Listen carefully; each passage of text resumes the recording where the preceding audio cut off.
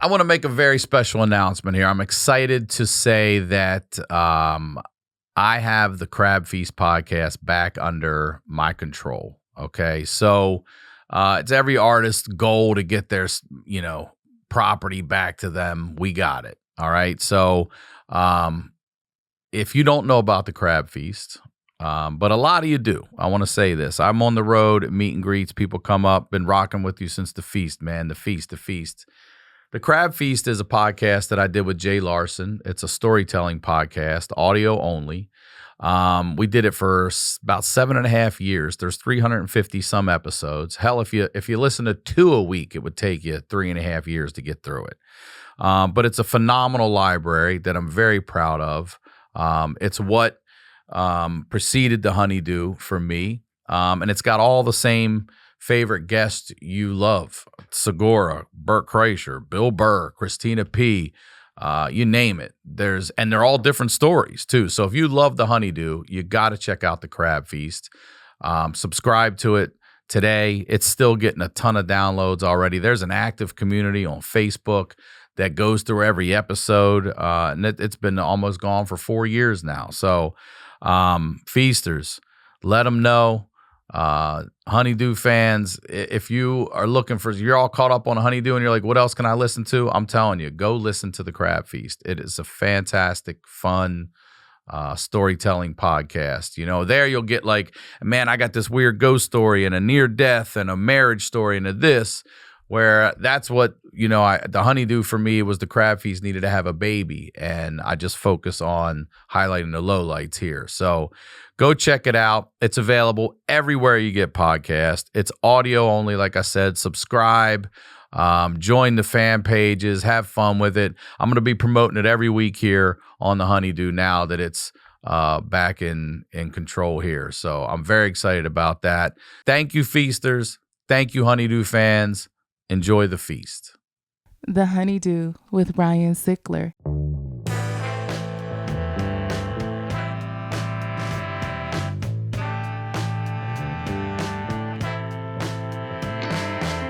Welcome back to the HoneyDew, y'all. We are over here doing it in the Night Pants Studios. I am Ryan Sickler, ryansickler.com, and Ryan Sickler on all your social media.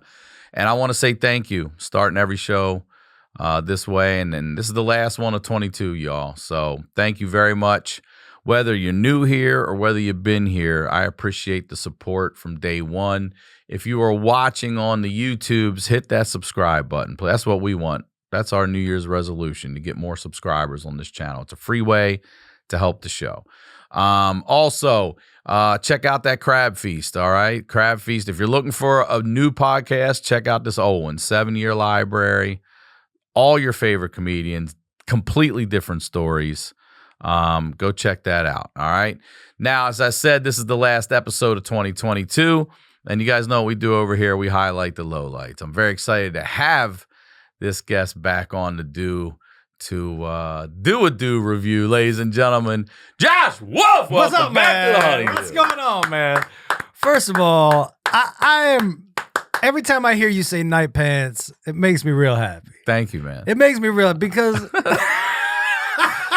I gotta say, you were the straw that broke the camel's back. I don't know that I'd go forward with actually starting my own fucking fashion line. I'm gonna call it a fashion line. It is. I see more people in night pants now than when they're walking around. I'm like, oh, night pants. You like you HoneyDew? Like, Yeah. What the fuck like, you talking about? What'd you call? You hitting on me, dude?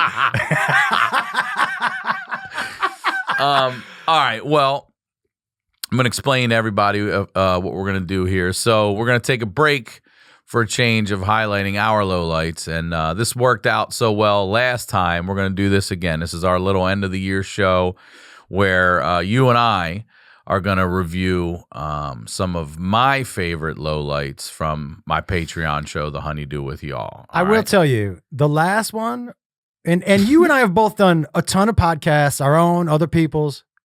Top 3 favorite podcasts I've ever done, dude. Because you know I know you like this. I love this That's shit. That's why I was like, I'll do it around your schedule.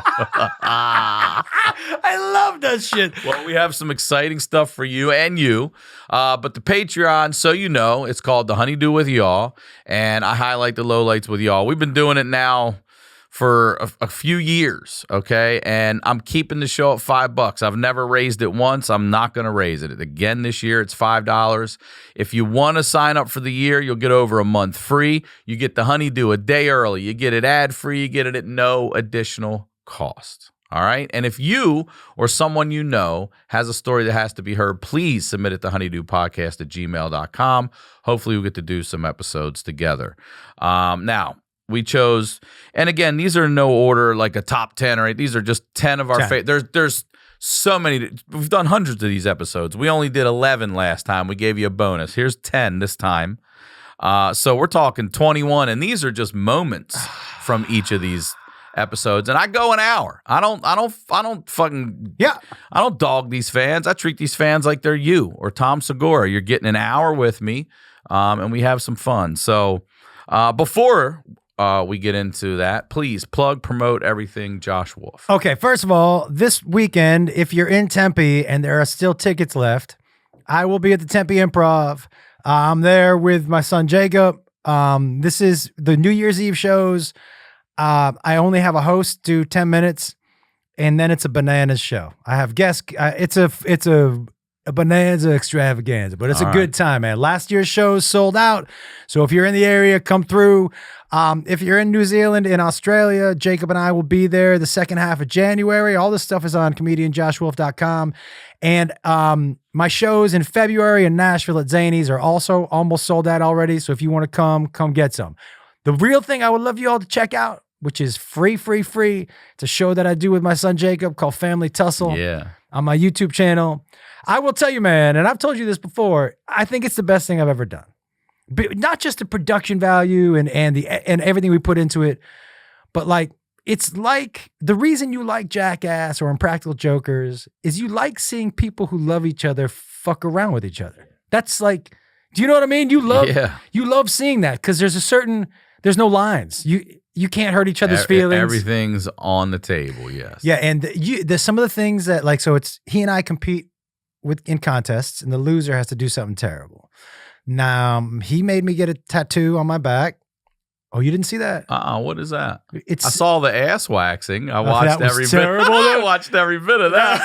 I didn't know you got a tattoo. Yeah, it says Jacob is my biological dad. Where is it? Right on my shoulder, man. Yeah. What did you lose to have to get that? Oh, I lost that boxing.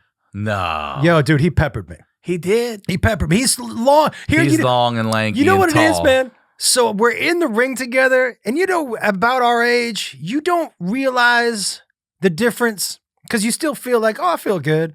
I would see a punch coming, and I'd be able to tell my head to move, and it just didn't.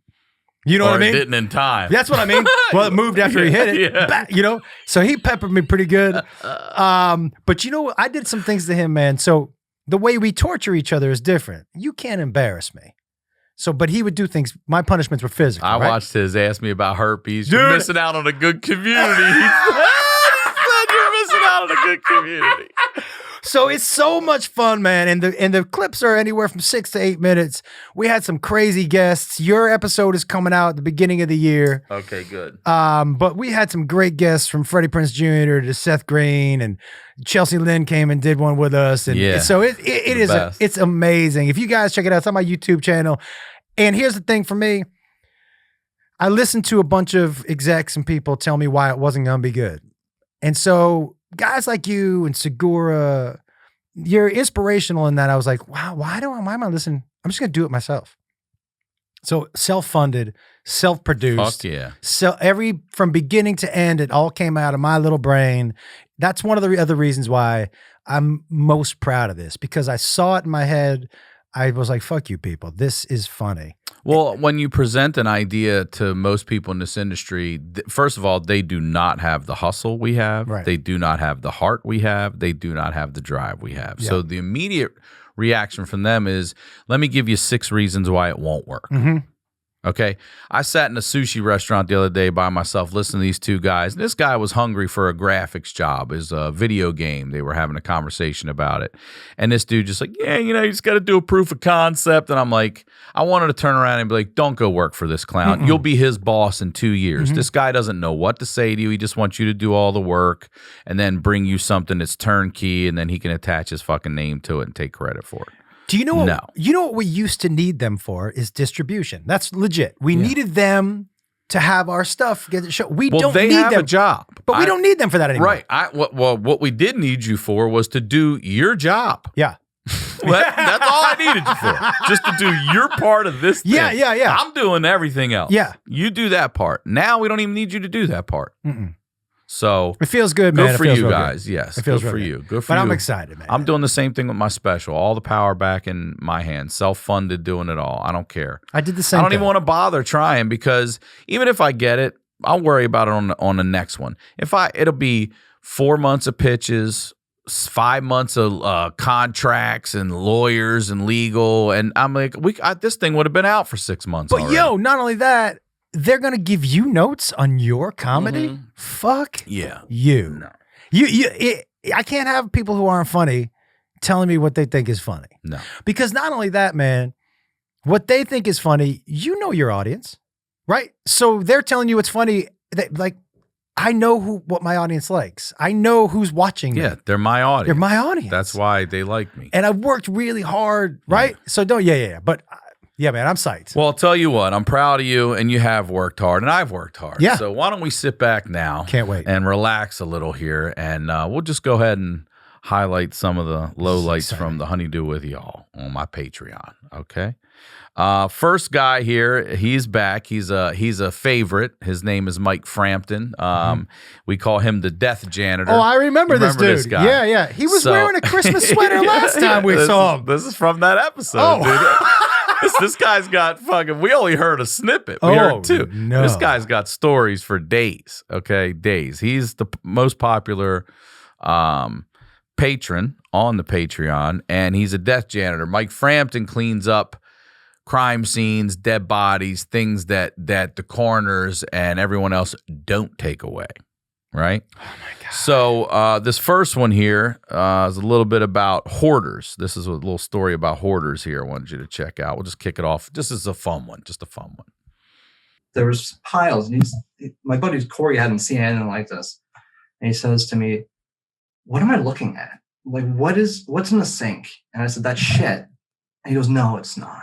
And I was like, well, the guy's hoarded at his bathroom over there. Where would he go? Like, there's no shame. You don't get to stop shitting. So if you hoard your bathroom, you got to figure that out. Home Depot buckets. We had people get so desperate. They just cut a hole in the floor in their living room and just shit into the basement.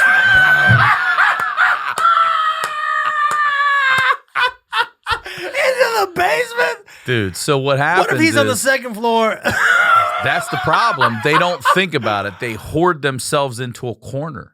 And usually it's into a bathroom. And then once they hoard themselves in there, it's the fast food and everything coming. They can't get out to cook or anything. It's delivery. And then it just piles up and they have to shit. And they filled the toilet. They filled the sink. They filled the tub. Cut a hole in the floor. Power shitting down into Let me ask you a question. Let me ask you a question. The first time you shit in the sink. The first time? Do you know what I mean? Yeah. Are you like, I'm just going to do this one time? Yeah. Like, you think you'd be like, uh-oh. I might want to make a path. I might want to just clear a path. My instinct wouldn't be like, I should cut a hole. I would be like, I should maybe pick one of these things up. What are you cutting a hole with? What are you cutting a hole with? By the way, you know how bad you got to shit if you're like, I got to cut this hole. You got to cut this hole, dude. Okay. Wait a second. Isn't there like wires and pipes? And, do you know what I mean? Like, it's not just I don't think you care if you got to shit that bad. Dude, but so why not just walk downstairs into the basement? Why are you going to cut the hole? Most of the time, these people are also obese and they can't. So they're just sort of just, like a trapped animal. They're just backing into the cage. I got a question for you. Sure. When you're that fat and you're a hoarder, How good a job you think he's doing wiping that ass? He's not. You think he's reaching that ass? Definitely not. You think he wipes it on the carpet like a dog? He just kind of scooches around the floor? He used to, but he just cut a hole in that motherfucker. And do you think, okay, I got another question. Do you think he hovers? Using an area rug for toilet paper. That's ridiculous. Do you think he hovers or he cuts a hole big enough for his ass to sit on it? Well, let's see if he tells us anymore here. We've had a couple that did that, where they just took a Sawzall and just cut a fucking hole and just down the hole it goes. You know, this guy fills his sink, he fills his toilet, filled his toilet to the point where like this guy had to fucking stand on the side of his tub and on his sink to get over the shit pile to get the shit to land on top. No. So I had to take a contractor bag and it filled it, the whole thing all the way down. Oh! And then we had to push the pile of shit over in the bag to get the bag over. And the bag. By the way, that's you know, if I'm working that sick. job, dude, that's new. Hey, new guy. You know what I'm saying? Whoa. Okay, so You hear what he's saying? But how come he never flushed it? He's hoarding his shit too? Yeah. They So hoard the shit? I actually experienced this in my life when I worked at a hotel. I worked at a Beverly Hills hotel called the Beverly Prescott back in the day, a Kimpton property. Great hotel, one of my favorite hotel property chains, Kimpton. I love dog, Kimpton. Dog friendly. And it might be pet friendly. And we had a hoarder come in, and she did the same thing. She would shit in the toilet, and it piled up outside over the rim. How but many a shits do you mountain think of that it. is? It was a lot. It was a weekend's worth. She was there and just shitting nonstop. And in her mind, when they took her out, they were telling us that They killed her? no, You sound like a sniper took her. they should have. They fucking escorted her. I mean, she was taken out by the hospital. You know, they came to get her. She also, the other problem too with her was she was loaded. She was a Beverly Hills lady and she lived close to the hotel, and Jerry's Deli would just deliver to her all the time. So when the delivery guys would come in, they would tell us about her. Like, you don't understand, dude. She's got newspapers covering her front porch, sealing the floor, and just like you can't even get in. So she'll take a break and come over there and hoard over in that room because she had the money to do it, right? But she would not flush her shit because mentally it was a part of her and she just couldn't get rid of that. So she would hoard her shit too. Yeah. So, I'm not a doctor, but I am a podcaster. The Patreon's $5 a month. Sign up for a year. So a couple, they would shit in the hole together? No. He's saying a couple different people would do that. Yeah, he's had a couple people do that. Yo, you probably can't keep a relationship. Do you know what I mean? Like, if I had a friend who just came over and never flushed their shit, I'd be like, yo, what are we doing, man? You would smell that house before you got in that house. I can't believe it. Yeah. You know what's crazy is that, like, the concept of hoarding to me, maybe I throw too much shit out. I don't know about you, but I'm like, if I haven't used something in a month, I'm like, I don't need that anymore. Fuck that. I'm a big donator. I donate a lot of shit. But like, yo, when you walk into somebody's house and there's a hole in the floor so they can shit, why not just take a torch and be like, you know what, everybody? We're gonna this is a reclamation project. We're just gonna light this fucking bitch on fire. Right? I think because also they're so big, they've backed themselves into a room. They can't get out anymore. You know what I mean? They can't get out of there. They're done. They're in there. They're gonna die. Yo, I bet you find the fucking Declaration of Independence in one of those people's houses. You know what I'm saying? Well, I'll tell you what. We're gonna move on to clip number 2 here. But before we get into clip number 2, let me ask you this, Josh Wolf. Have you ever had a bike wreck? You ever wreck your bike? I wrecked my moped once. How old were you? I was probably... Was it the pedal start, like old school? Oh, I used to have one of those. Yeah. I was probably 20 or 21. By the way, when I had this moped, Ryan... Did you own it, or was this a rental you were out having fun? Owned it. Okay, was this a Vespa, or is this a moped? Moped. Okay. Now, listen. The muffler broke. And so it sounded like it sounded like a Harley. And so when I would come down the street, people would look and thought it was a Harley and it was just me on a moped. But not only that, at that time in my life, I was working at children's parties, the costumes. Yeah. And the guy who owned the company wouldn't let you show up and change because he didn't want the kids to see you out of costume. So I had to drive on my moped. What characters are showing up on the moped? Let me tell you something. The guy assigned me 3 characters, and one of them was Peter Pan. That's a good one to be on a moped. Let me tell you something, dude. Ryan, one time I'm on the moped, I'm dressed like Peter Pan, and a cop pulls up to me.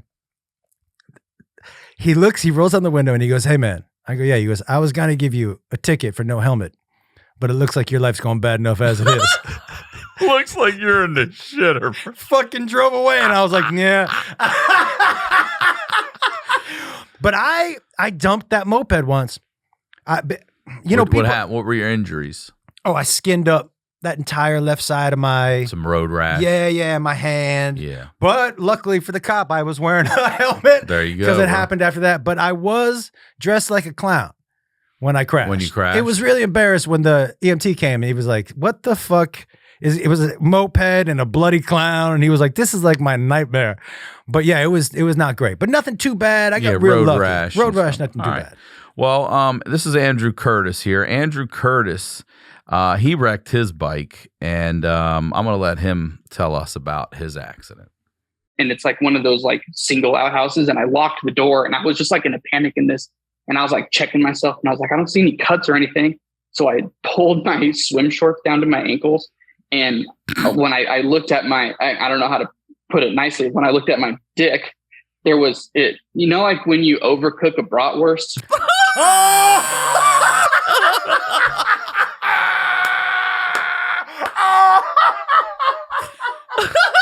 We'll just go ahead and stop there. Fuck your road rash, dude. Andrew Curtis's dick looks like an overcooked bratwurst, bro.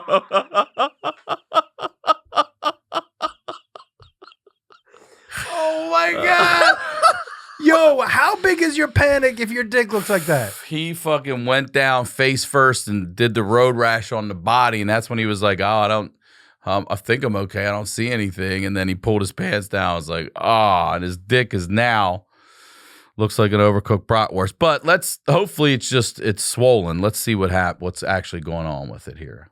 It was even doing the little like blood thing, like he's a squirter, dude. Oh no! It's not good. Did it recover? It's not good for him right now. Okay. Hey, you got to subscribe to the Patreon. That's $5 a month. Wait, you are. By the way, this episode, these first 2, you've got your $5 worth. Like I don't know. Wait. So did how does it look now? Did he have to have like plastic surgery?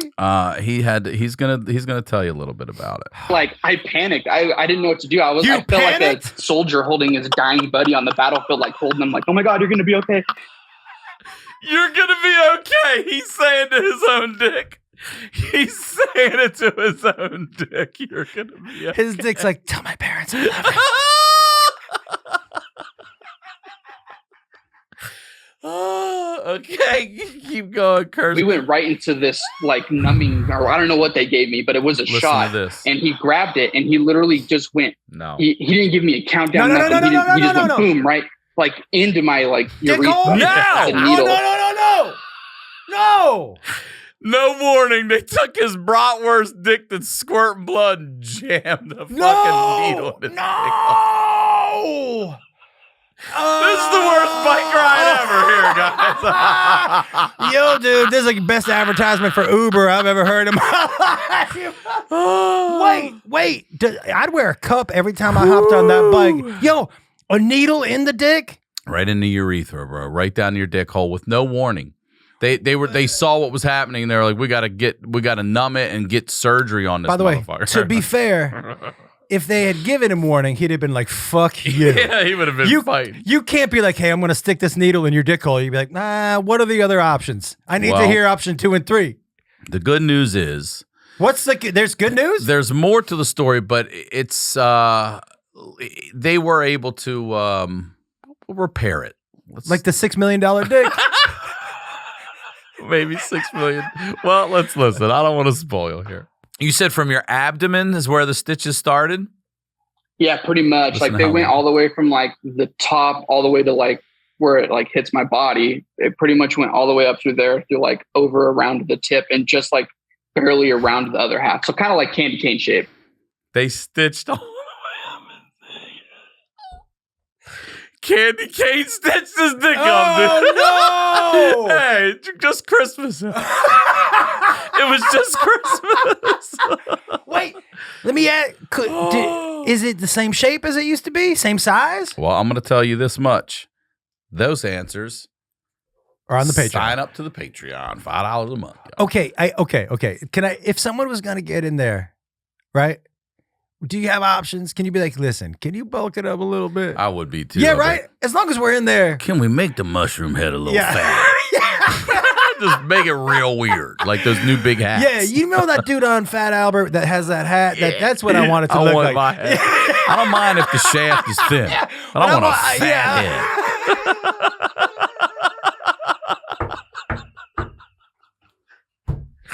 Okay, all right. Let's Wait. get serious now. Nothing happened to his nothing happened to his nuts. No, the nuts were okay. It was all belly and cock. Just took the brunt of the dick. Was like, Oh, dude, the dick. Yeah, his dick ripped open, dude. Okay. All right, we're just getting started. Can I ask one more question? Mhm. How did the bike accident happen? Do you know? I don't remember how he wrecked. I don't. He must have gone over the handlebars, right? And just landed like. I can't remember if that or if he like went down and just skid. I can't remember, but you got to watch it. Because I would imagine also, you ever hit that bar in the middle? Oh yeah. Like that seems like an asshole nut accident waiting to happen. All right. Well, speaking of accidents, we have a tragic one here we're about to discuss. This young gentleman here is named Andy Schmidt. Andy Schmidt, he died. Interesting enough, his death is ruled a drowning. You're going to hear the story, though, but I'm going to set it up. So his buddy's driving, another friend in the passenger seat, and Andy is in the back behind the driver in the pickup truck, and his buddy's sitting across from him. They're driving along the edge of a lake, so it's just a little marsh, and they look they think is a cliff or a ditch, and the guy goes to veer off.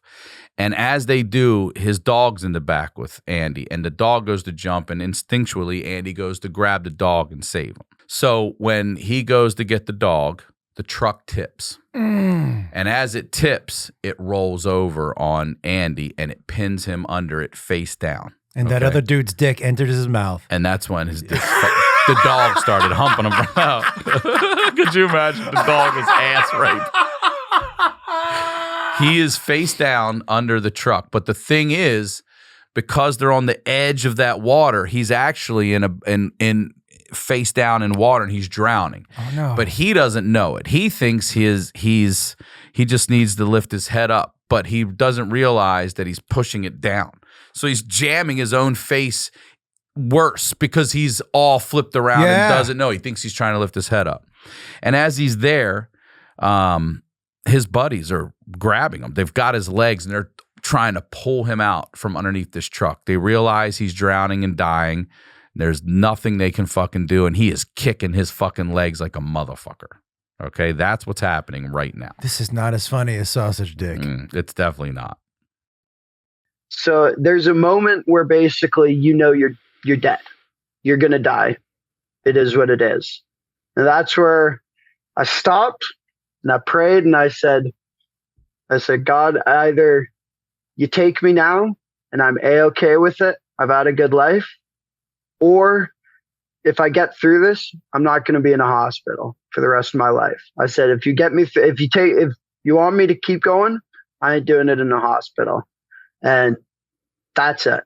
That's all. That's where it ends for me. So right there in that moment, you're able to be centered and just have however long that, even if it was just a couple of seconds, you were able to have that moment with yourself and your maker. Okay. This kid's young. Have you ever saved a life or had a near-death experience? I've definitely had a near-death experience. Can I tell you something crazy about that? Okay. I'm not going to get into it. I told you earlier, but I've been sick recently and been really trying to figure out what was wrong with me. And I've gone everywhere. You've heard of Reiki energy people? Mm-hmm. So I went to this woman and she said to me, "Hey, were you in a car accident when you were in high school?" And I said, "Yeah." And she goes, "Should you have died?" And I go, "The EMTs came and no seatbelt. I hit a tree head on." Did you? At 35 miles an hour, me and my buddy. We both hit the windshield and no joke, within 3 inches of each other. But for whatever reason, neither one of us went through it. The EMTs always were commented on that. One of the EMTs was my youth football coach. And when he came and saw me in the hospital, he said, "First, I'm stunned you're both alive. But there's no way that neither one of you got ejected from the car is crazy." So I went to this Reiki healer. Whether you believe this shit or not, I can just tell you what happened. Okay? And she was like, "Yeah." She goes, "I see a big shadow that protected you." I'm like, "I don't know." And she mentioned a name. And I go, "I don't know that person." But I reached out to my friend who was in that accident with me. And I go, "You're never gonna." And she was like, "Well, I don't know. I can just tell you what I'm seeing. Big person." But my buddy was a huge person. And I said, "Does this name mean anything to you?" And he goes, "That's my grandfather." Nuh-uh. "That's my grandfather." And I was like, "Dude, I'm just going to tell you that this healer I went to." This random lady who doesn't know who the fuck either of you are. This healer I went to said that this guardian angel was the reason neither one of us went through a windshield. There was just a long silence. And he was like, "I got to go." I go, "Yeah, me too." But send me an angel. Yeah, dude, That's it was crazy. This happened recently, dude.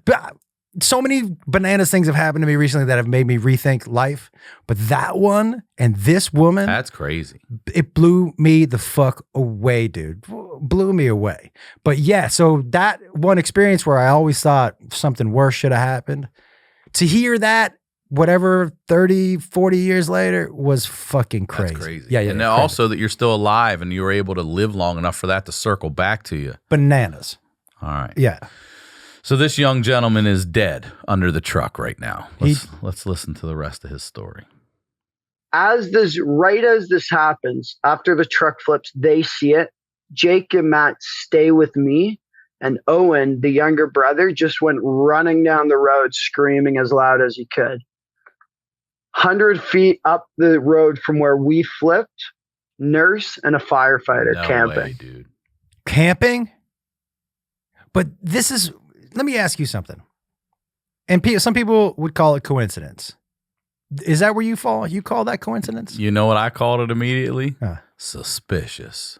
A nurse and a firefighter to me sound like you're having an affair. Yeah, you're that's out right. in the middle of fucking nowhere. And they were like, "Come and save you're me." Ruined. Yeah, and they were like, we can't. Only one of us can go. I was like, Yeah. But wait till you hear what happens. Wait till you hear that the nurse and the fire. So, excuse me, his friends have done everything they can to pull him out. He has died in their arms. So his legs go lifeless in their arms. They know their friend's dead under that truck. Then one kid runs up the hill and just starts screaming. And here comes a fucking, out of nowhere, a goddamn nurse and a fire.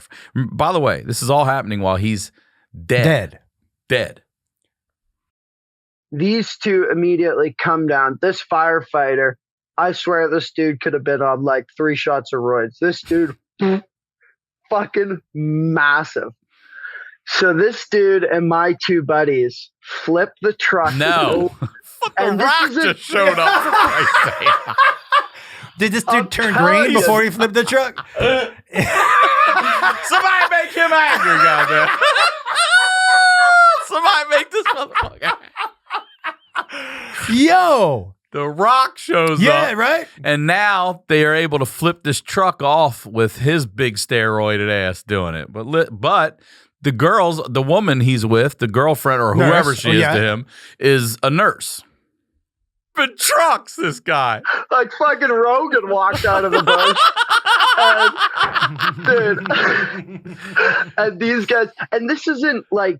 This is all happening while you're dead, by the way. Not knocked out. Yeah, dead. Boys, I'm giving up. I'm You and your legs are dead. Out of here. So now, did you ask him, was he cross-eyed before the accident? Or... You can tag him on social. Here's what I want to ask you, though. Yeah. How long do you think he was dead? The nurse was able to time death. How long do you think? Well, isn't like bad shit. What's the timing where like, 100 yards and 100 yards down? Yeah, I don't know how quickly you can run 100 yards, but like I'm not The Rock. Yeah, either, I'm this guy. I'll call for help.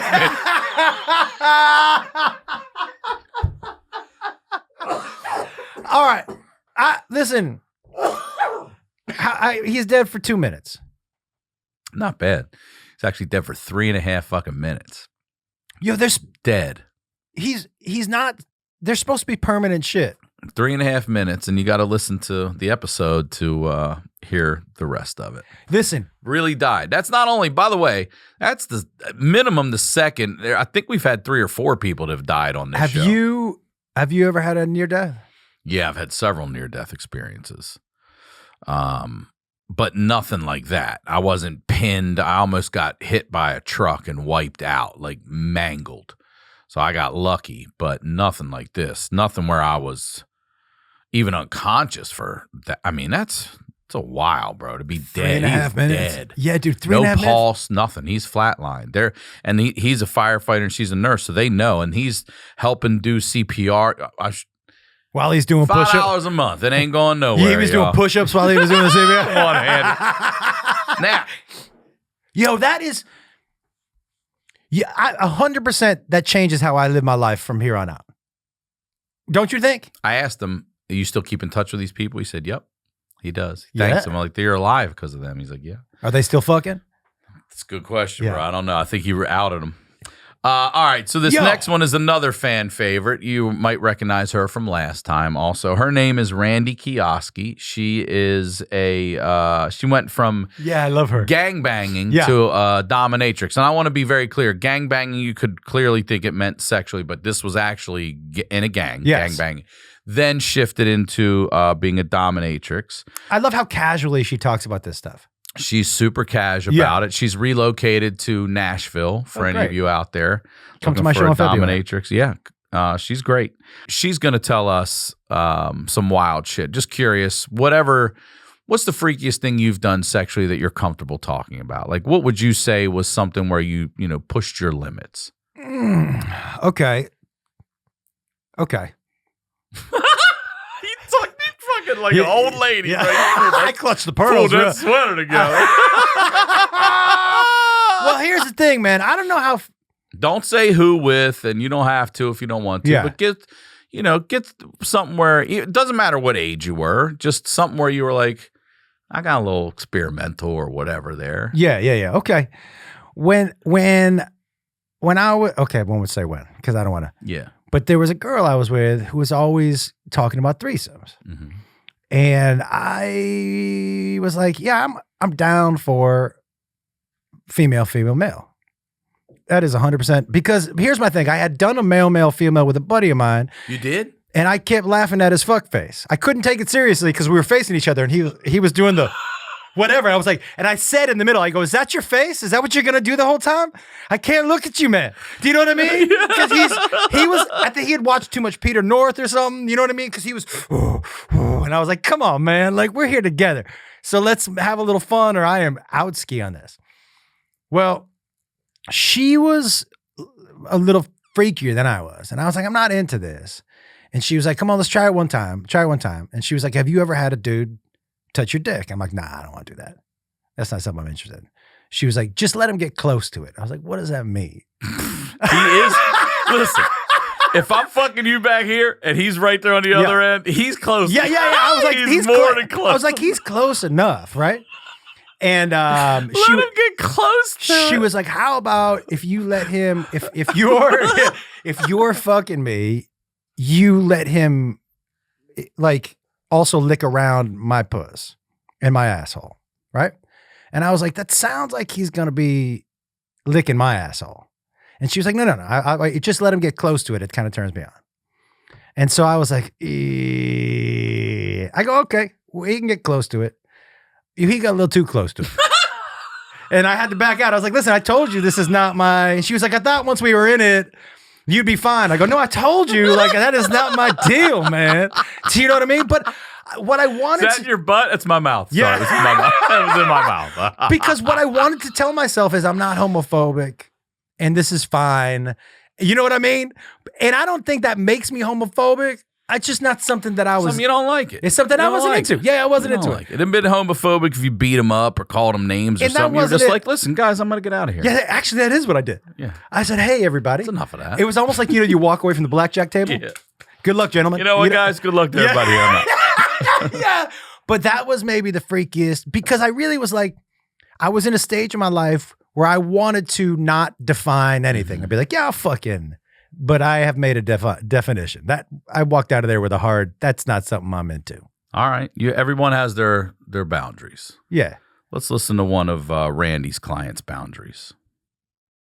At the place that I had in Chicago, we had a body bag that had a hole in it in the mouth.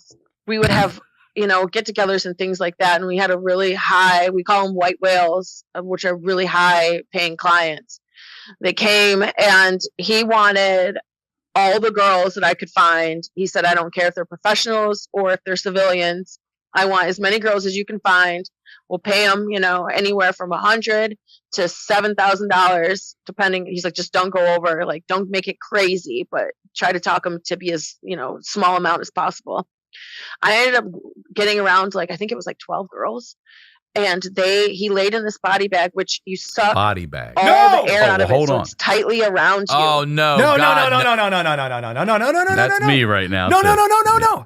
Because we're touching on a lot of things for me. One, I'm claustrophobic as Same. fuck. Two, death is not. That's not my. Nope. That's not my kink. There should only be one time you're in that motherfucker. Yeah. That is it. And you shouldn't know about it. Yeah. Yo, this should be that last dude's kink. Well, I'll tell you, this is the beginning of the kink. Let's listen. You vacuum the air out. Yeah, It's like and second so skin on you. Yeah, so no. he's just got the hole in his mouth. And we put those cone shaped things that you pour oil into the car. Funnel, yeah. Right. So we had like a large one of those that went into his mouth. Now, I'd like to ask you, what do you think happens next? I think they pee in the cone. It's a solid guess. Let me see, Josh. He says pee. Well, let me ask you a question, man. Say a rich dude, and he goes, "Hey, I'm gonna get in this body bag. I don't care who it is." And he puts a cone in his mouth, and he's like, "I'm gonna pay you $7,000. You pee in it?" Yeah. Me too. I'm peeing in it and I'm fucking taking some shots in his ribs too on the way out because he can't get out of that fucking airtight body bag. I'm peeing in that motherfucker too. Yeah. $7,000? Is that what they did? They pee in it? Let's take a look. And we all took turns, like pissing, shitting into that. Shitting it. Okay, I have so many. You were half right. I have. You had half right. I have so many questions. He swallows it? Well, let's listen. No. It got to the point where he was wiggling because it got clogged. So he couldn't breathe. He couldn't breathe. So we had to pull it out, and it was like all over him, all in his mouth, and he was chewing it. He was. I hope that answers your question. Dude, I gagged on this episode for real. It's $5 a month, y'all. Sign up for a year, you get a month free. Yo, You get the Honeydew a day early ad free and no first of additional all, cost. who's got chewy shit? Like what? Well, there's a bunch of people, and you're pissing and shitting to get it. It's a fucking jambalaya of people's shit and piss. This my man God. is eating it. He's chewing it. Oh, Yo, but what when you eat shit? I know this is weird, but what does your shit look like? I mean, it depends on what I've eaten. Like, No, what does his shit look like if you're from eating he's shit? I thought, my shits look like I was gonna get detailed about my cone. It's a great question. What if it's the most perfect shit? I don't know. But here's how much he loved it. Do you want to hear how much this guy loved this? Let's listen. How do you find out that's your thing? He took a doggy bag of it home with him. Shit. Oh, no.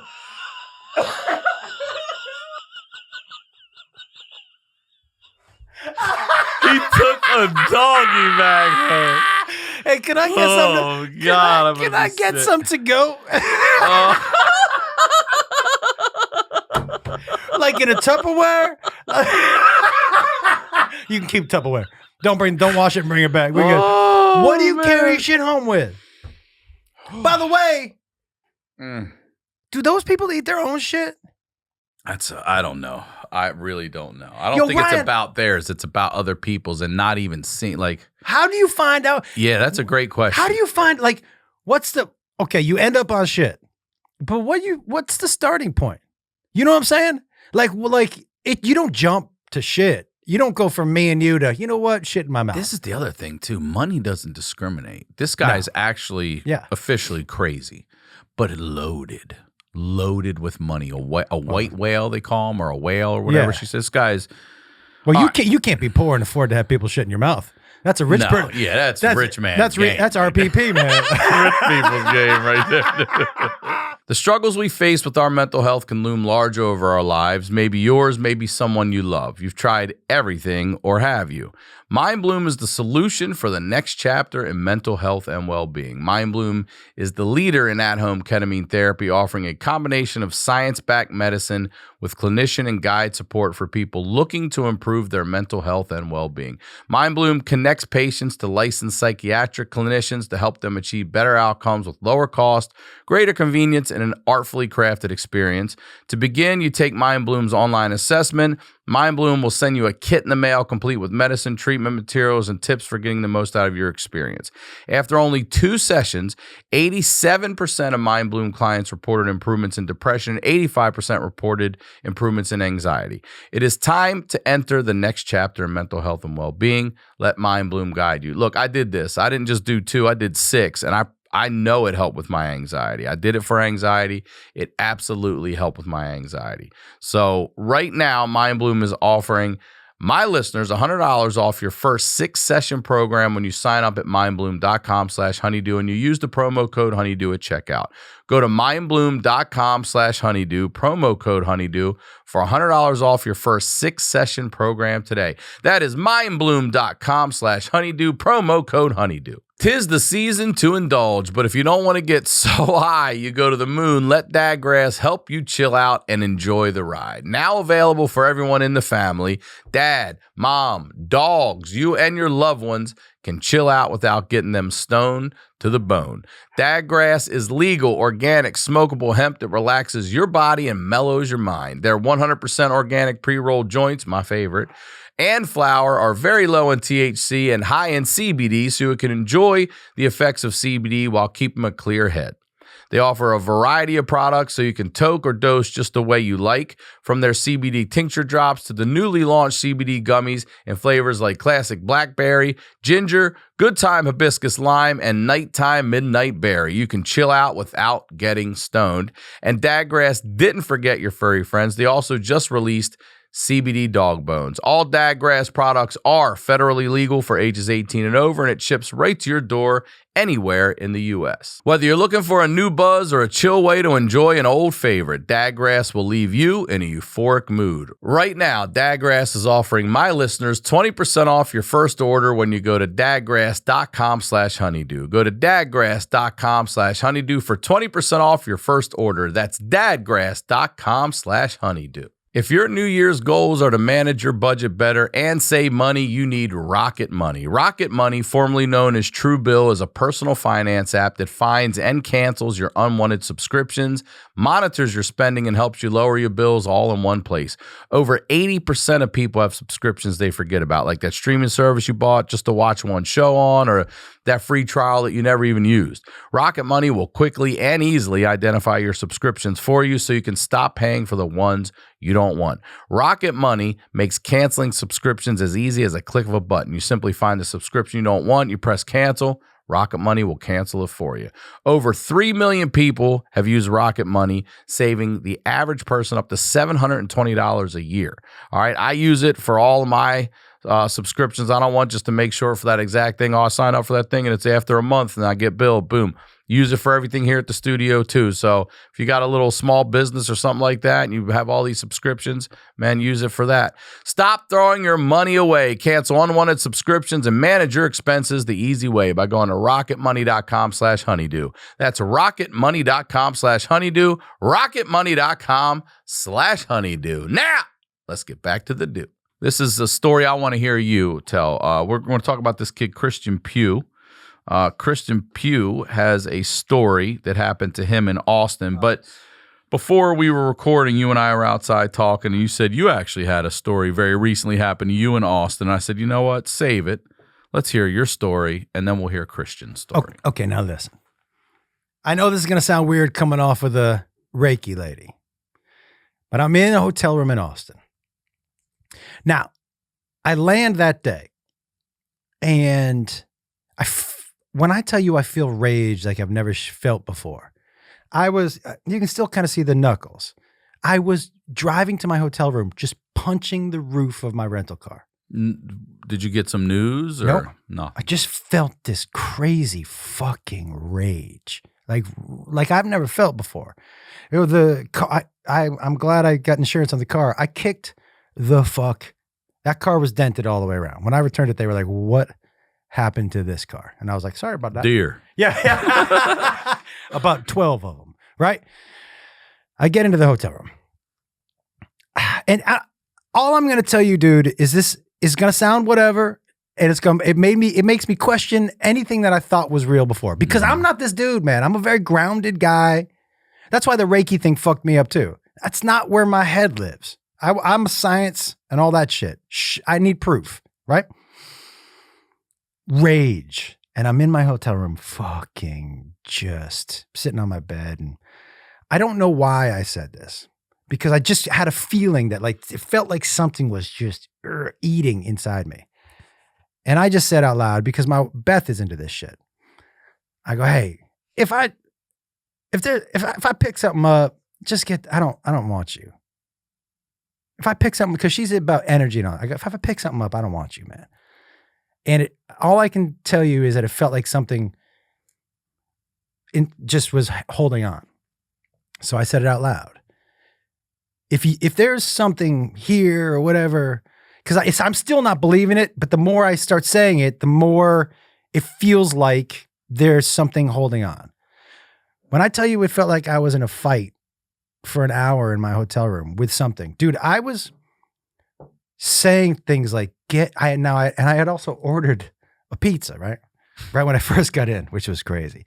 But I, dude, was pushing down my arm. It felt like I was just trying, and I was flicking, saying, get the fuck out of me. You're trying to shed your skin?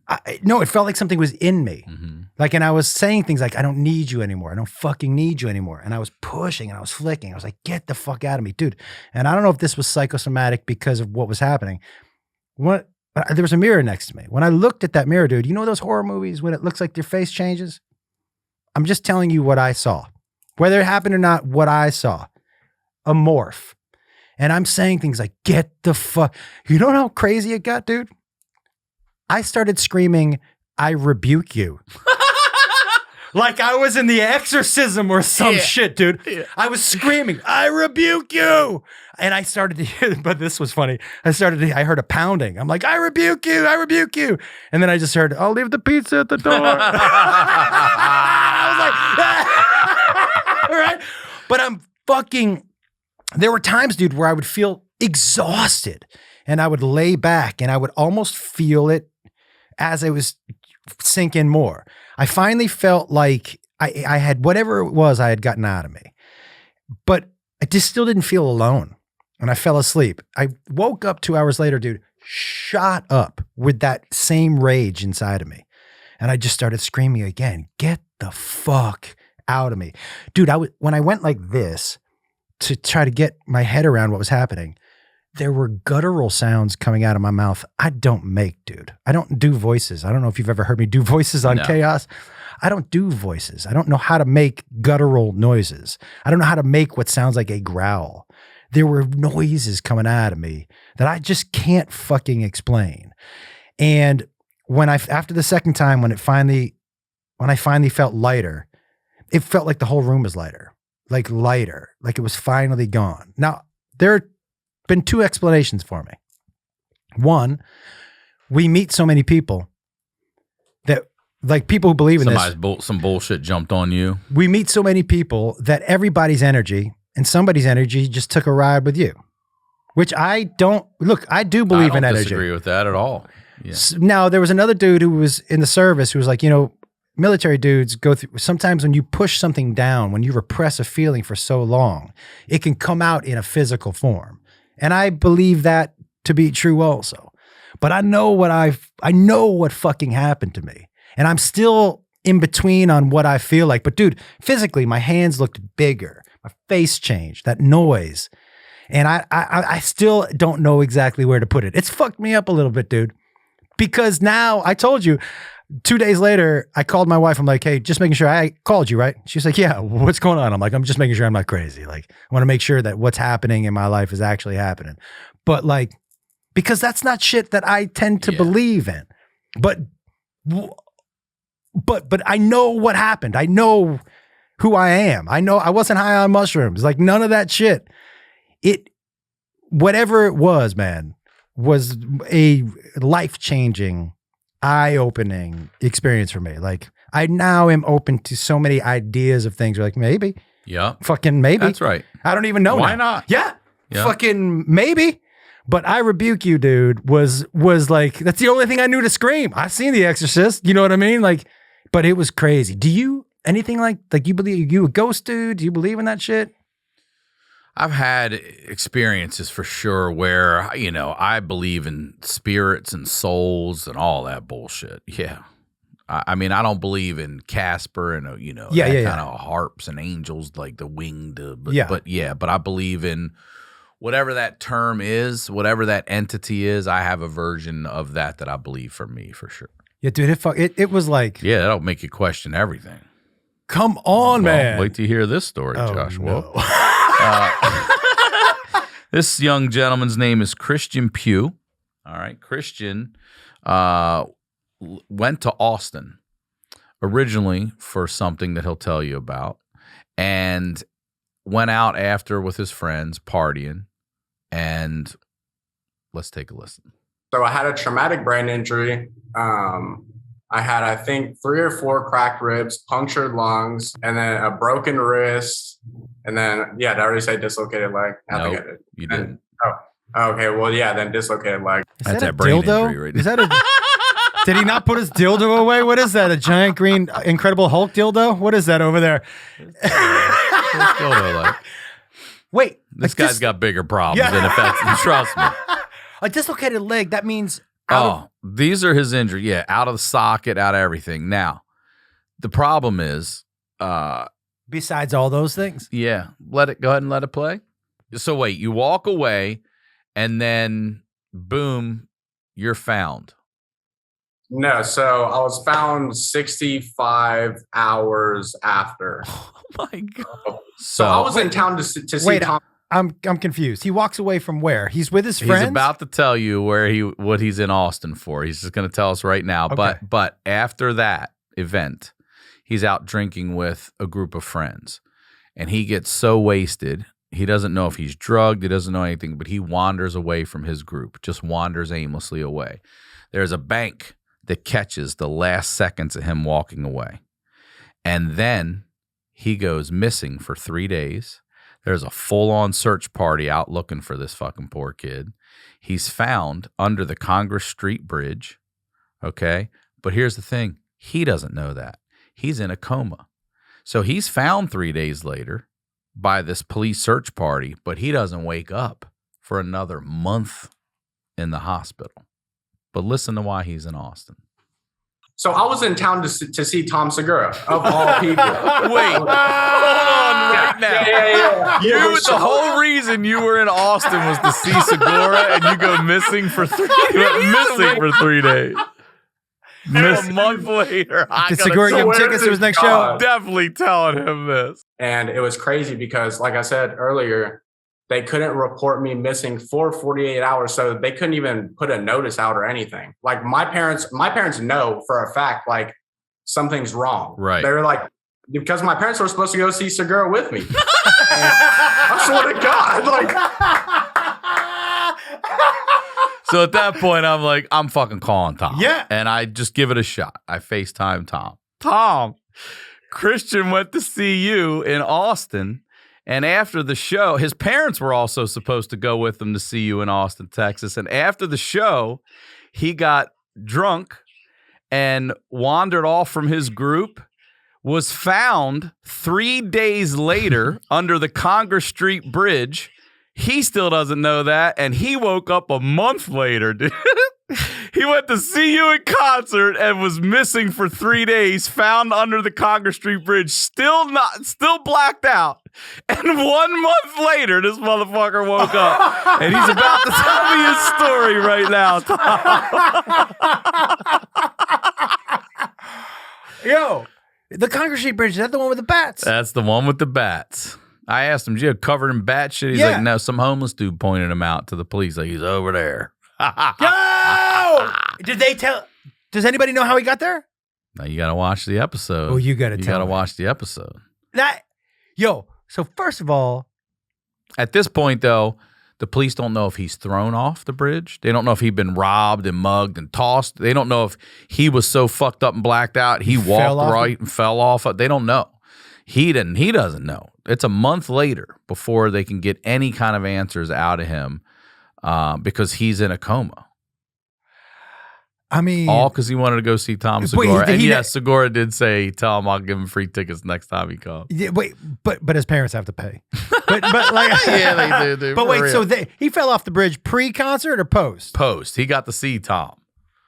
And then went drinking after it, and then that's what happened to him. Does he have any after a month in a coma? Any permanent anythings? First of all, you heard him say, "Did I mention the thing?" And I'm like, "No, you didn't mention that." Yeah. So when he's talking to Tom on the phone there, Tom goes, "What happened?" I said, "I don't know." He says he doesn't know. Well, later in the episode, he's like, "So anyway, and he says what happened." I go, "Hold on. You just said you didn't know." He goes, "I did." I go, "You just told Tom Segura and me you didn't know what happened, how you ended up there." He's like, "Oh, no, I know how I got there." And I started laughing. I'm like, "Dude, definitely, you definitely have brain damage, dude."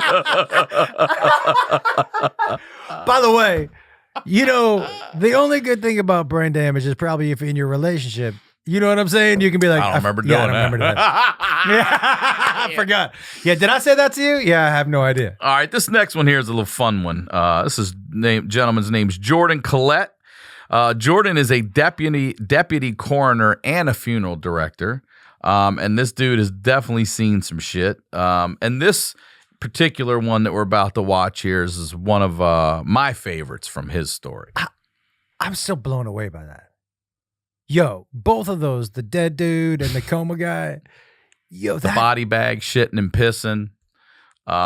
We had the shitting in the basement, bike wreck penis. But it is $5 a month, y'all. You're in for a long haul. Sign up for a year. Bike wreck penis sounds like a great name for a band. That is a good one.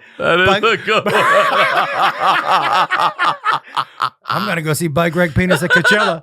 Bike Wreck Penis. Well, Bike Wreck is nothing compared to what Jordan Collette has seen. Let's take a listen and watch this here. Person passed away in a car accident.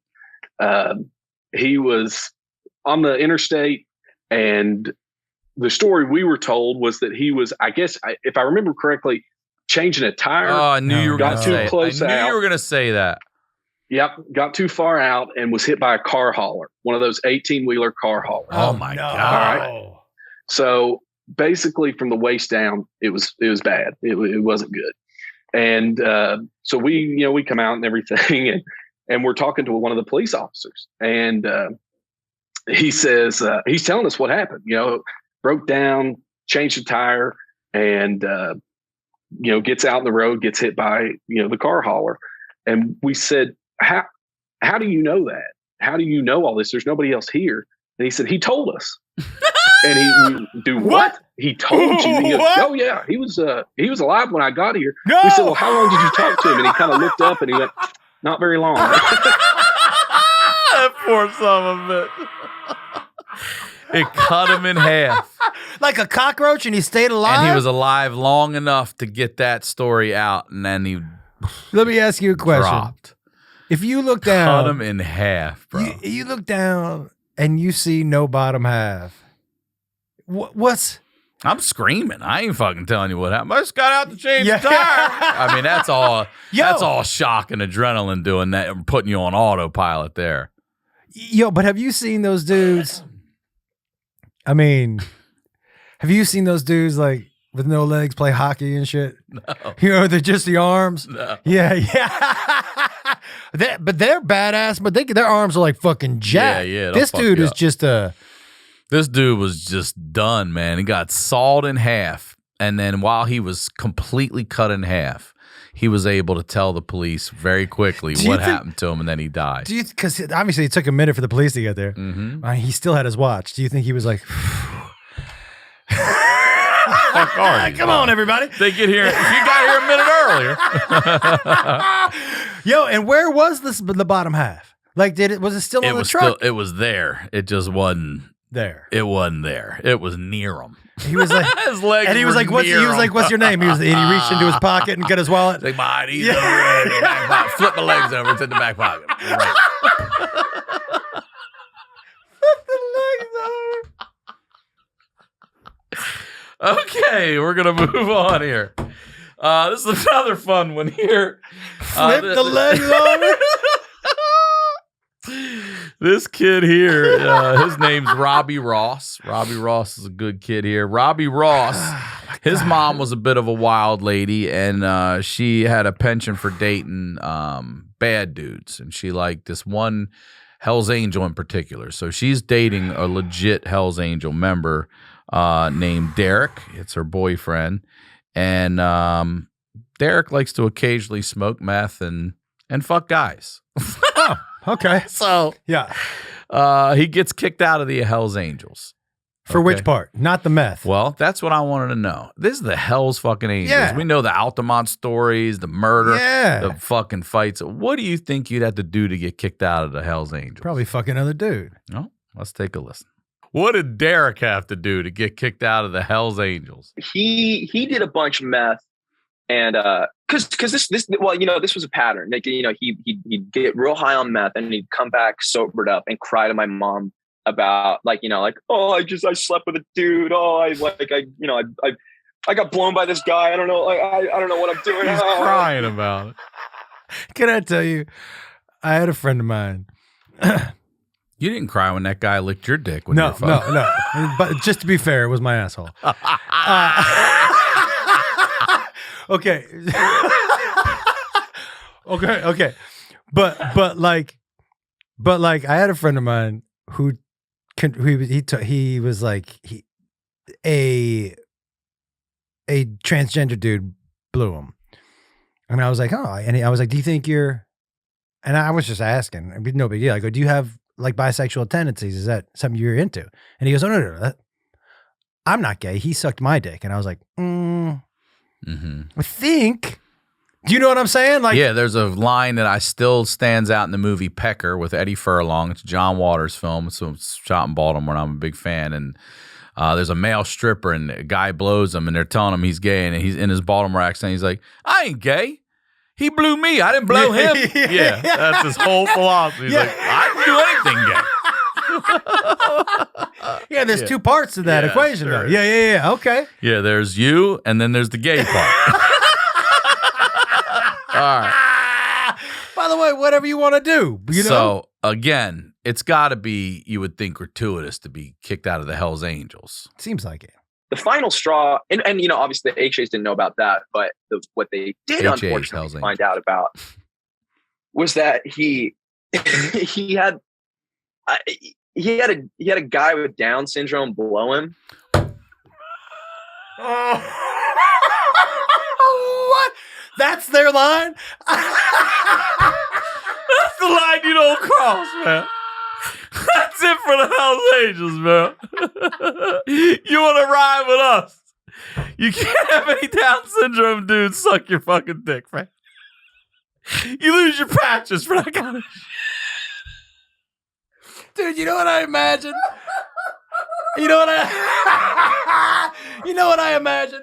I imagine they're all sitting around like eating sandwiches or something. And they're talking about what'd you do this week? I robbed an old lady. Do you know what I mean? They're telling their stories, and this dude thinks he's going to top everybody and be like, I got one for you. And some dudes with a sandwich like, what? Didn't you read the bylaws? Derek. Bylaw number 8. 8. Yeah. It's 8. Oh, dude. That was it for the By the way, I'm not sure that's something I would tell another person. Ever. That's what Oh. it takes to get kicked out of the Hells If you ever Angels. wanted to know, There it is. not murder. That's their lie. Not murder. No. Nah. Not, Nope. Yeah, just the wow. Dude, Yeah. Oh, like shit. I just need to know. I need to know, honestly, like, don't you want to know how long he held on to that? He was like, I gotta tell somebody. Yeah. And he picked the guy he thought was gonna be safe. Like he picked the craziest, you know what I mean? He picked the dude, like, all the other Hells Angels like, don't fuck with this guy. He's And fucked. even that guy was like, Like, that's fucked. Yeah. Okay. All He right. lifted up his eye patch. He was like, what? All right. So this next guest was Jabbar. Jabbar had multiple suicide attempts. Basically, he is out to take his own life, and he tries one thing. It doesn't work. He audibles to another thing. That doesn't work. Back to back to back or 3 different Back times? to back to back. And then he says, oh, what am I doing? This'll work. So he's about to tell us what happened. Well, at least we know he's no quitter. I hope he's still with us. I hope he's still with us. Oh. I slit my wrist first. Unfortunately, yeah, it was cold though. And I didn't think, oh yeah, your blood's gonna clot very quickly, and it did. You sliced your wrist, and because it was cold, the blood clotted, and so you didn't bleed out. Okay, that's what he does first, right? Now that doesn't work. So I'm tapping out, by the way. I'm tapping out after that. First of all, wrists with an S. I'm testing one. Yeah. I'm testing one. That shit doesn't feel good. Ain't gonna be no wrists. Oh, shit. So he's like, fuck it. All right, that didn't work. I'm determined to take my life. This is what happens next. And then you tried to stab yourself in the chest also? Did you get in there? Did you break the chest broke bone? skin. I broke skin, but I didn't have enough strength left in the wrist. So after slicing his wrists, he doesn't have the strength to take this knife and put it through himself, which is now his second attempt. He's stabbing himself in the chest. And when that doesn't work. By the way, I'm too much of a pussy. I'm with you, dude. Do you know what I'm saying? I could never do that. First of all, as soon as I see my own blood, I might faint. But the chest bone, this plate, you ain't getting through that No. easy. Now, he realizes that, and he's determined to take his life. So this is what happens next. By the way, he might want to invest in sharper knives. You know what I'm saying? He clearly did not. He clearly did not think this They one. ain't Hinkles. Yeah. You know what I'm saying? They ain't Hinkles.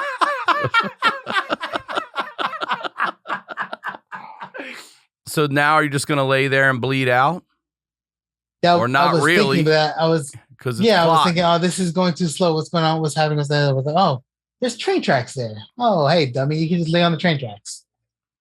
So where he is, he's under an overpass. Wrists don't work. Stabbing himself doesn't work. And he figures, oh, shit, there's train tracks here. I'm just going to lay on the train tracks. And he decides to crawl over, to the train tracks and lay there so that the train can just fucking cut him in half and kill him. And that's what he does. He crawls over to the tracks and he lays across. I was on my back, head on one rail, and then the ankles on the other one. Yeah. What's the mostly. last thing you remember hearing or seeing Choo before choo. you Just a blacked out? honk. Oh, Just a honk. that's it, bro. A honk. It's right fucking here. No, no, Dude, you ready for this? I don't think so. Wait. Well, here's the thing. He's clearly not No, dead. yeah. He's clearly not dead. And he's on the train tracks. But I do see the crutches. Okay. You laid on train tracks to kill yourself, and then the train cut your legs off. When do you wake up? In January. So this was December and January. Holy shit, I'm thinking Dude. you're on the By the way, do you think his I lower thought half? he's still on the tracks when he woke up. He's like January. Wait, do you think there's a place where they just put all these dudes' lower half bodies? Do you know the dude who was changing the tire and this dude? Do you think we got another lower half? It's funny you asked that. We'll talk about that later. So what happens is he lays on the tracks to have the train cut his head off and kill him, but he laid on the wrong set of tracks. And when this train passes, it takes his legs. So he now has... And his legs end up in Cincinnati. They're like, there's someone... when people are calling for back, yeah, whose legs are these? Delete. You got a ticket. These legs got a ticket. Like that. Oh no, dude. Tried to kill himself, laid on the wrong set of tracks, and the train takes his legs off. From what part of the legs down? Do you know? Let's look. Look. This is robotic. When you say robotic, And- what do you mean by that? Well, for one, you have to charge them. There's that. Is that right? So you have to charge your phone. You have to charge your legs. You got to charge your Like a legs, Tesla? bro. Yes, it's like it takes 3 hours for a full charge. And how many miles Yeah. you getting on that full charge, bro? I honestly, I don't remember.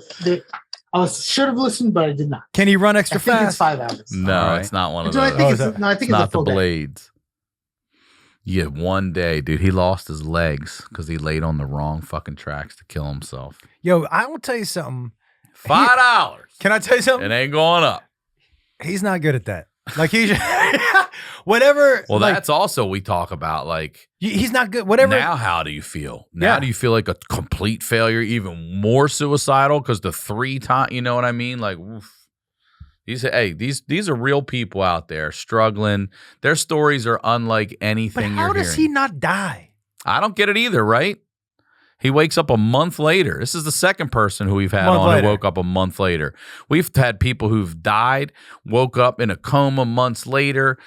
We had a guy in the last one I played for you solve a 18-year-old cold case. Like this show is fucking wild. Can I It is tell you absolutely something? Wild. And you get one a week, by the way. The fact one that every week. the fact Video that this and is only audio. $5, but this is I've never even bumped it to $6, and this is my 3rd year doing this. wait but until you want to buy a house. It's $7. But like these are the kind of stories that they make TV shows out of. Yeah. Like these are crazy, but you get the raw down and dirty. And they're all comfortable talking to me. And I really enjoy sitting and talking to these strangers about the wildest. Like, we all have our fucked up stories, and we've also taken them and put them and tell them and spin them in a way full of laughter and humor and hyperbole. And these people are not that. So it's my job to be a good listener to their story and try to, jump in where I can and provide light and levity to. You're seeing this wild shit. Can I tell you what story would be hard to bring to the stage? Getting blown by Down syndrome, dude. That's a hard one to be like. Even the Hells Angels don't want to hear that, bro. You don't have to. That is not for stage. That's a tough one. I'm gonna try and make it funny. Good luck. Yeah. Wow. All right. Now, this one here, we have 2 to go. How long ago was that? Do you check back in with these people ever? They do. Some people absolutely follow up. The community on the thread is very active. They all chime in, help each other out. There's people who've been like, man, I'm having a problem with my kid, and hey, I'd be happy to help you. All right. So here's the next one. We have 2 left. This is Brad Lutz. Brad Lutz. I'm not going to tell you what happened to Brad Lutz. I'm going to let Brad Lutz tell us what happened to Brad Lutz. However, I'll set it up. Brad Lutz is on a motorcycle. and he's going 130 miles an hour. This is going to be bad. And loses control. All right. And there are pictures that accompany this? Yes, there are. Oh, no. I'm looking at the guardrail that I'm coming to, and like my lower body's spinning as I'm coming towards it. I wanted to try and slide under the guardrail, but that wasn't happening. And of course, the fucking I-beam, man, of all places to go, I'm coming straight for this I-beam. I remember seeing it coming, and I rolled away from it. When I did, I hit it. It hit me about the hip, and my body snaps up. And I smash my head off the top of the guardrail. My visor blows off, and I bounce off the guardrail back onto the road. And it feels like, if this is my upper body, my lower body, and you're looking up at my head, it feels like my hips are like my lower body's like not flat on the ground. Like I need to match my body up with it. Twisted completely sideways, 130 miles sliding, hits the I-beam of the guardrail, turns his back to protect himself the best he can. And let's listen to more. I go to sit up, and immediately I can see the puddle of blood spilling out. And I look down at my left foot, and it's laid over, and my toes are pointing at my feet. No! I can see my bone pressing. Dude, I said his bones pressing. Wait, so he's like, man, I need some new soles on these shoes. Yeah, bro. And it's looking at him. No. And I don't realize it at this point, but there's a giant gaping hole in my side, and my guts are hanging out. So his leg's a J, and there's a hole. The inside is outside. Where he hit is pouring out. Yo, the inside being outside is a bad Not move. a good fucking look. Not a good look. You ever had a hernia? Mm-mm. Because that's, a hole opens Yeah. up. And I went to the doctor, and I didn't know. I go, what is this? What is this thing that's sticking out? He goes, that's the insides. I go, what? He goes, that's the insides coming on the outsides. But this dude had a hole. We're going to see pictures of his insides and outsides for sure here coming up. Eventually, the ambulance pulls up and it parks. And when it parks, I look over at it, and 2 of its tires are in my puddle of blood. Like, I realized that, like, I'm bleeding out. So, go ahead. You can keep letting it go. So I lay back, and I'm looking at these lights, and they're hurting my head. I'm like, you know what? I'm just going to take a nap until I get to the hospital. And the next time I woke up, month later, like 35 days later. Third person with over a month later on this podcast than just this. I just realized that. Yeah. He's another one that woke up a month later. Bro. Yeah. All right. So he's about to walk us through his injuries now. Are you ready? So again, 130 miles an hour, loses control, sliding out of control, helmet on, bangs his head, mask or visor flies off, and his legs are completely twisted. His feet are facing him, and he is bleeding out on the fucking road. Where was he going at 130? He was out riding, just fucking around. He's got his friends there. Here we go. He wakes up, and this is what he sees. What is that? No. But that skin right there is the fucking skin off of my stomach right here. What skin? By the way, you know what I'm saying? Like, I'm not looking at skin. That red that you're seeing is skin that is gone. Yes. That yellow patch there is from his stomach sewed in back there. But they didn't cover up the rest part? That's just the beginning. There's a hole there. They're able to stitch and fix that part. What's that top part that looks like an extra piece of meat that they just left? Yeah. They were like, put an extra piece of meat on there. I'll tell you what, you're gonna get to see exactly what that is. We're gonna go in deeper on this diagram here. Okay? Can I tell you something? First of all, it kind of looks like a wounded stingray. It does. But it's so. You know what's crazy is that it's so. It's not even gross because I don't know what. You know what I'm saying? We're gonna find out. I'm fascinated by that. That's gross. What this the fuck? On my back.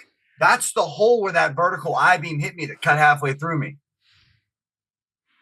All right, so this is picture number 2. That's a meat hook they're holding his shit up with right there. The doctor's hand, if you see, that's a meat hook. Yeah, there. but Ryan. Yeah, he had friends there, and they walked up. They walked up and saw it, and he said that's when they were like, oh my God, and he saw their face. And he's like, what are you talking about? I'm not going to die. And that's when he looks over and sees an ambulance parked in his blood, and he's like, oh, fuck, I'm going to die. Oh, but the hole in his side, that wasn't, he was like, I'm good with this. Well, all right, look, I'm not a rewind it, because he says exactly what this is. Play it again from the top. This is me on my back. That's the hole where that vertical I-beam hit me that cut halfway through me. Okay, I'm not a doctor, but if something comes in and looks like that, I'd be like, what do you... I'm going home. What do you want me to do with that? I got plans. Well, what am I supposed to do with this? Yeah, but dude, that doesn't even look... Well, let's take a look at the next one. Human. Let's take a look at he'll keep I know. I had to keep in. There's a bunch of gauze holding the flesh on my right thigh. If you look at my right thigh, it's wrapped in gauze. Just to hold it together. Oh! Flap of skin on the ground is what's left of my ass cheeks. Oh! The flap of skin on the ground is what's left of his ass cheeks. Do you lose your asshole in that? Like, is that? It's interesting you ask. Let's see the next picture. No. First. Oh. Now listen. So that hole is my taint. You could stick your hand in that. That's my nutsack. No, that's just nuts. Bro. Which The one? ball's gone? The bottom. There's your ball right there. No, I ripped off a chunk of my nutsack.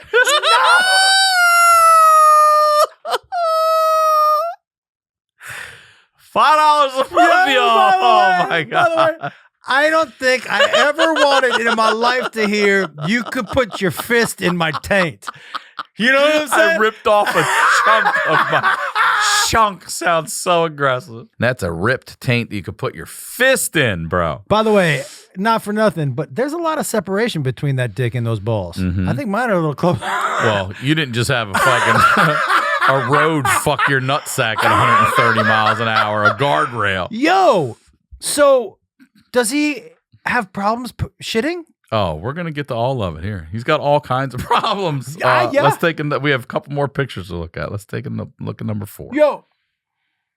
Oh, no, there's your ball right there. No, I ripped off a chunk of my nutsack. So does that mean a ball falls out? I don't know. I really... Am I asking too many questions? No, that's a good question. I'm not sure if the ball fell out, but a chunk of it's gone. Here's some more for you. Are you ready? No. So this is when they're cutting my right leg off. If that flap of skin is on the right side of my ass crack, you can see the bone sticking out of my thigh where they chopped it. See and it? Now that's the rest of my leg filleted in half long ways. They filleted it in half long ways because they wrapped it around that bone and wrapped it back up my thigh, my calf to the back of my thigh, and put my foot over my ass, over my tailbone. First of all, I was going to have steak tonight. You ain't now, bro. Yo, but like again, as the doctor, are you like what are we doing, dude? What How many hours is this? Yeah, I mean, that's where you want to put his foot. Put it above his head. I don't fucking care. Like what? Now, this guy is a bit of a. You could tell he's a bit of a anti-establishment sort of dude. Feels like it. And he brought up a great question. He said, "Hey, what happens? Where do my bones go?" And he said, "You know what? I want them. They're mine. It's my fucking body. I have a right to it. It's my body." And they said, "You can't have them. It's hazardous waste." And he's like, "But it's my body." So he asked if he could have his bones. Did he text? When I seen this picture, I said, "Where are these at?" Go.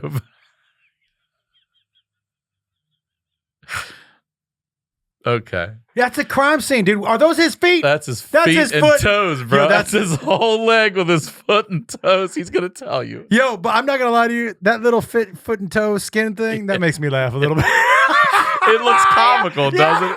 That was his good leg. So here's the thing. The accident takes one leg.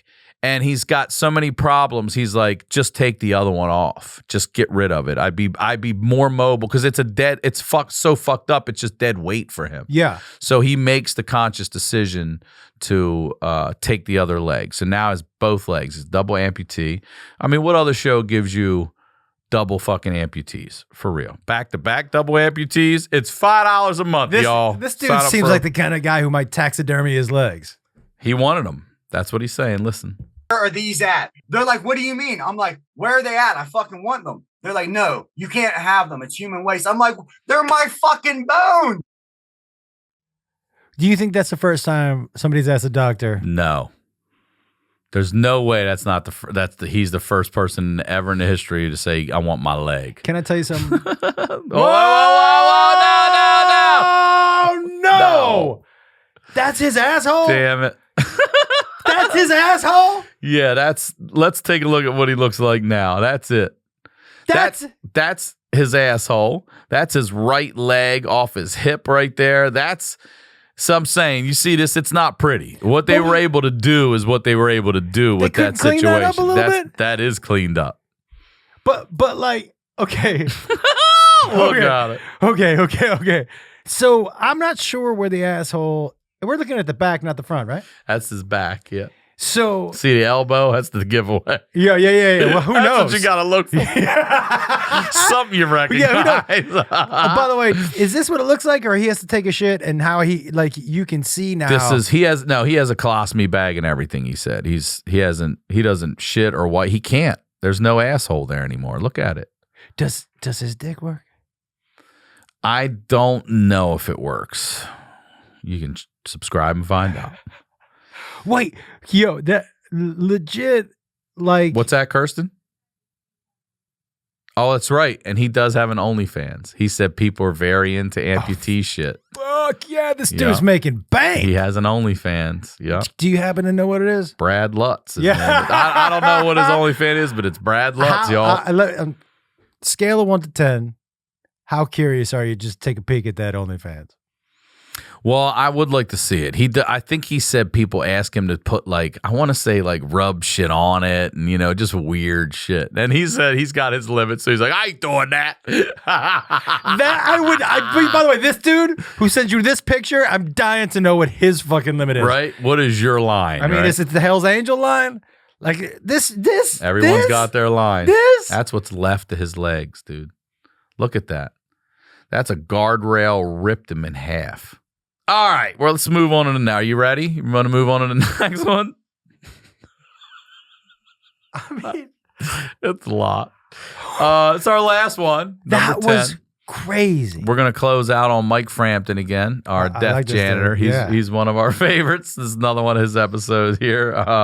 Again, he's got a Santa hat on. He's very festive. He really is. He went from death to donuts. He's got a donut spot now up in Toronto there, and he's got the wildest fucking stories. He's the train suicide, the guy leaking through the mattress last time. Oh, all that him. guy. And this is the one that this story right here left him traumatized. You hear what I'm saying? This is a guy that does this shit on the regular and isn't fazed by any of the stuff he's told us. But what he's about to tell us here, this is the one that fucked with him the most. It was a suicide about 40 minutes from here. And he was trying to limit the damage of the shotgun, but it was like a 12 gauge shotgun. He was putting buckshot through it. So it's going to work. But he sat in his fridge. He took all the shelves out in the garage, like a beer fridge. He took all the shelves out, sat inside the fridge with the door open. And I guess he thought it was going to catch everything. And then all you'd have to do is flip the fridge out and take him out with the fridge and everybody's happy. It's nice that he's thinking about the people who are Very coming. nice. Yeah, he's a really nice dude. Right? Yeah. Yeah, but sometimes we don't think things all the way through. You know what I mean? What it did was it kind of made like a speaker and it blew everything out of the fridge. Oh, fucking no. So much for containing the mess. Oh, fucking no. Yeah. Oh, yeah. It shot it out. Yep. Let's listen. I got to the end, and this guy was a hunter, which is why he had the guns. And he had that, that mesh that you put over like a duck blind or whatever. Mm-hmm. He had that sitting up on top of his canoe, hanging from rafters in the ceiling or whatever in the garage. And on that was his entire eye socket and eyeball. Entire eye socket. Go ahead, let it play. When he shot himself, I guess this big chunk blew apart from the rest of it and landed in a way that it was watching me the whole time. Oh, and I didn't fuck like a security system. It was stuck in the net. And A ring camera.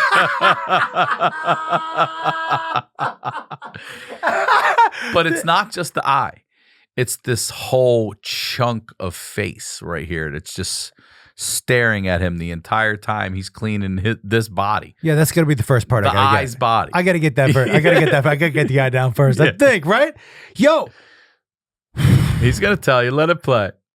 It's like it was up looking in at the you. net, and it was like the full socket. So there's bone around it. There was still eyebrow on the No bone. eyebrow on It was this whole part like it had just been taken out. And I put a ladder up to go and see what was, if anything had landed in the canoe. And I came like this close and made eye contact with it. and it winked at him. Big. Whoa. Yo. Does he say anything else, or is that it? Yo. I would never, ever be able to get that out of my fucking brain. That's the one he can't. I would never be able to get that out of my brain. That's the one he sees in his fucking Like sleep. the That's fucking the one. Phantom of the Opera mask. Listen, this guy, we've heard maybe 10 minutes of his stories. He's had 2 episodes. There's so much more from this guy alone. And that's the one that gets him. I got to tell you, I'm not sure. See, here's the thing. Remember the dude who leaked through? Yeah. To me, that might get me because like the pictures, it's like a Quentin Tarantino movie. It's so out there that it doesn't affect me. Sure. Right? So those were, but the dude leaking stuff, whatever fuck it, like that. The way your body breaks down and then it's dripping on you. By the way, that was the one that got me the most from the last you time. said you'd want new skin. Yeah. Fucking Can we fuck. get new skin? Yeah. Dude, the eye. Just right there. Oh, eyebrowed up good. Yo. Oh, you climb up and it's just like looking at you. How do you sell that house? Because you don't get all of it. There's no way you get all of it. No, everybody knows what happened in there. Yeah, what's the discount for that? Man, a 12 gauge. What's that the is- talk down? Woo. Like if you're asking if the house value is $550, what's the talk? What's the discount for the face? Like, you know what I'm saying? Yeah, the trauma it's going to cost me forever. Yeah. Don't go in the garage. Like, when I was in San Antonio, we were renting a house. We wanted to rent a house, and they have to disclose stuff. And this house was gorgeous, and I was cheap as fuck. And I go, why? I just said out loud, why is it so cheap? And I just heard the agent go, like they weren't going to tell me unless I asked, right? And she goes, well, somebody killed themselves in the bedroom. I was like, what? I go, where? She goes, go ahead and lift up the throw rug. There was blood. No. Blood stains. You could see like the blood. Man, fix the floor. I was like, and they we scrubbed it. We just couldn't get it all out. I'm like, so you just put a fucking carpet on it? Something that could Like a easily throw rug? Yeah. And she was like, yeah. She goes, but I got to tell you what happened because you asked. I go, but you weren't going to tell me if I didn't ask. She was like, well, I don't have to. I was like, okay. Yo, I was still going to rent. It was cheap. I was a college student. I like beer money. Mm-hmm. But my buddy was like, are you out of your fucking mind? Dude, okay. For me, the shitting in the mask one is the one. Out of this, Took a doggy bag home, bro. Chewed it. I'll never stop. I sit down and do this every week. I hear these stories. I tell friends, I'm like, you ain't gonna believe the shit I heard today, man. I tell them like, what? This is the fucking show. Listen to me. Chewing shit. This is the best show on Patreon. It's $5 a month. There's no tiers, no t-shirts, none of this bullshit that people aren't giving you anyway. This is $5 a month. You get an audio and video option. If you sign up for a year, you get a whole month free. Okay, you're getting the HoneyDew. You get that a day early. You get it with no ads, and you get it at no additional cost. Can I say? Yes, you can. Maybe the audio edition is probably better for some people. If you're visually sensitive, it might be. Yeah. Yo, dude, let me tell you something. For real, for you to get these people to be so comfortable to open up to you, and to like, the beauty of the show is the lightness that you interject, but it's usually with comics who have no line to cross. So for you to still be able to do that with people is such a skill, man. It's such a fucking skill set. Thank you. It's crazy. I really do love my job. So listen, if you or someone you know out there has a story that has to be heard, if you've been dead for 30 days, please submit it to honeydewpodcast@gmail.com. If you don't have your original taints, then please submit that story to honeydewpodcast@gmail.com. Pictures if you have them. You do not need to be a Patreon member. The person doesn't need to be we've had other people recommend their friend or relative, and it's been fantastic stories. So that's the Patreon. Subscribe today. Tell everybody you know. It's $5 a month, all right? It's a cup of coffee a month, and you're getting these wild fucking stories. 4 to 5 of them a month. it's the best deal I think I've ever heard in my life. For real, like it's the best deal. Thank you for coming on and doing this Dude. with me, dude. I always have a great time. Happy New Year to you and your family. And to you too. And you know, always keep me in mind for these. You know, You're going to be the guest every time I do this. I'm looking forward. I think I made some faces today that I've never made in my life. I can't wait to see them. Yo, there were some things that I'm just having a hard time figuring out. Yeah, I know. It's gonna stick with you for a little while. Yeah, I'm gonna rethink that steak. Please plug and promote everything that's steak. Plug and promote everything you want. ComedianJoshWolf.com is for all my tour dates, everybody. But come out to Tempe if there are any tickets left for me and Jacob, and then New Zealand, Australia in January, and then the 2 dates that I know of in February are Nashville and Salt Lake City. But go to YouTube and check out Family Tussle. It would mean a lot to me, man. It's the best thing I've ever done. And the comments are amazing, and yeah, I love it. Dude, I really appreciate you having me down for this. Of course, man. Thank you for doing it.